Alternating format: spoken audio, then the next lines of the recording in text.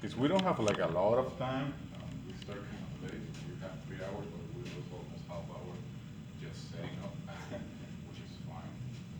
Okay. So,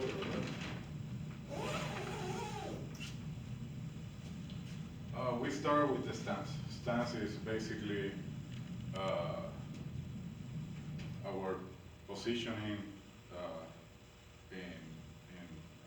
on the counter, on the conflict. How do we stand is how we present ourselves to our opponent, uh, how we can deceive, give like the right or wrong information depending on what we're trying to do. But also very important, give us the tools to properly execute our techniques, maneuvers, uh, footwork, etc. Sword work, handwork. So I borrowed these. Guys, I really don't remember very well. They have a really funny name and they have like like really nice chart for it, but it's basically resumed on this. For the stance, we got on 417 HEMA and Esgrima Antigua Histórica Puerto Rico checklist that we show and teach our students. We start with the feet. So if we are on a standing position, heels back, toes forward, feet together, we just move outwards, our heels move again, our shoulder wave. For purposes of exercises and training, we basically teach a little farther away. So we're working with those hip flexors. We learn how to contract those glutes and engage our shoulder blades. So our lower limbs, they're like our connection to the floor, to the surface, and is what helps us initially to propel ourselves. Is where the energy is originally generated. You can do all kinds of torsions with your body, but if your feet are not touching the floor, you're not going anywhere. We have the hip alignment, which is basically our ad hoc center of gravity.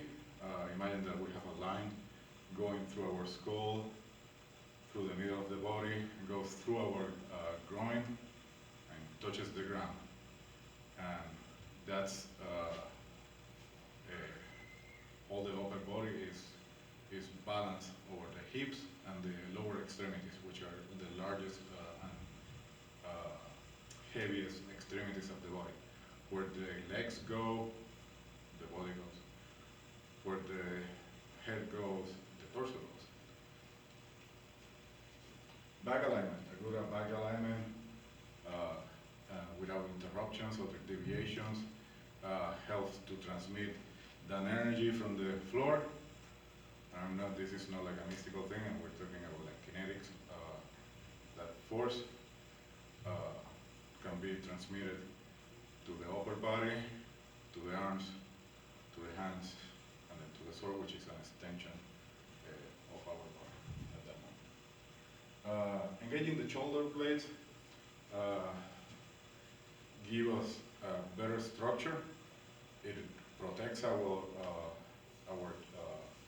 shoulder complex, all these little muscles and tendons that make possible all kinds of movement. Using the shoulder blades takes some of the work the shoulders do, and it's more efficient. Okay, so basically engaging the shoulder is you let your shoulders go back, fall, but then you're kind of clenching your shoulder blades like you're trying to catch something in the middle of your shoulder blades, and that's why we're talking about engaging the shoulder blades or the scapula. We start working with the serratus anterior and posterior, and all these groups of muscles, which is a large enough group of muscles, help us with that upper body structure and transmit and create direct better that energy that we're producing from the floor, okay? The larger group of muscles you engage, the more energy you can use, basically, because you have more people working for the same task. It's not really that redundant as long as you do it in an orderly and well-trained fashion. Arms and elbows. Our arms, usually if I grab a trainer,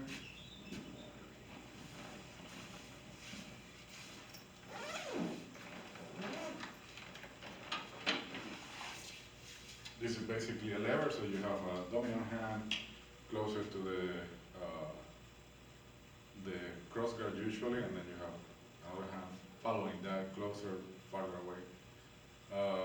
We recommend not necessarily a hammer grip, certainly not a pistol grip. We go for the handshake grip. That's the first thing we taught. Esgrima, Antigua, Histórica, Puerto Rico, and then 417 HEMA, we also taught how we used to do it in Kendo. We give 1 or 2 fingers under the pommel end. So that way we manipulate with the dominant hand with the first 2 fingers or second 2 fingers, that can change depending on the person. We try to protect our tongue. We have those 2 fingers in case of we get too much pressure. We always have something to buffer that.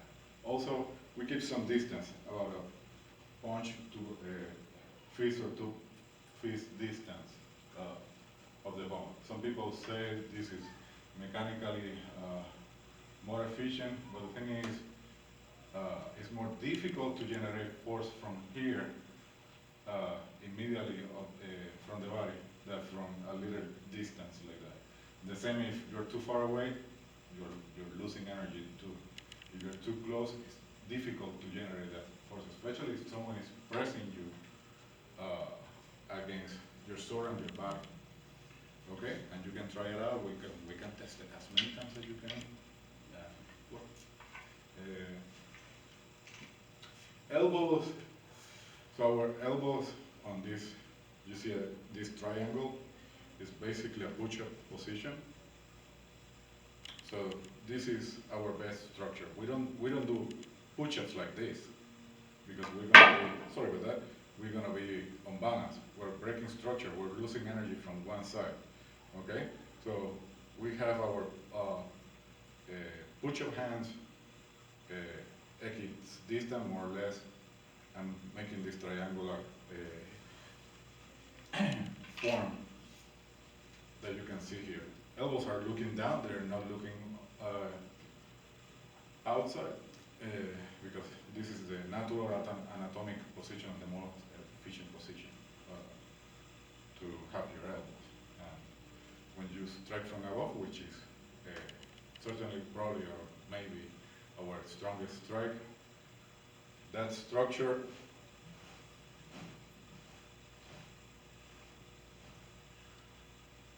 gives you the right amount of speed and force, momentum, on the right place for the cut.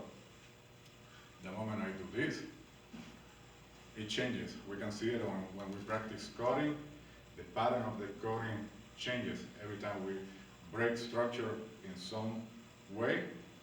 That will reflect on the cut, will shorten the cut, weaken the cut, will reflect that momentum on the wrong place of the arc where we cut it. Okay, so that's good structure. Our wrists, as the elbows are looking down, our arms are not fully extended, they are not hyperextended. They're, loose, but looking backwards and mostly extended. Our wrists are aligned with the sword. So you're gonna see the sword, the point will be a little upward. And if you grab your sword right on the midline, and you grab it with the other sword, you're gonna see that tip slightly going to the side. So when you cut, you're actually cutting in a cross X section. If you do a step, that's what you see probably from the front view. I can do that. Any questions?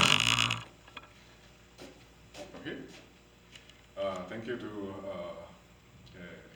Justin Arsene for his coding workshop. Thanks to Chan, and thanks especially to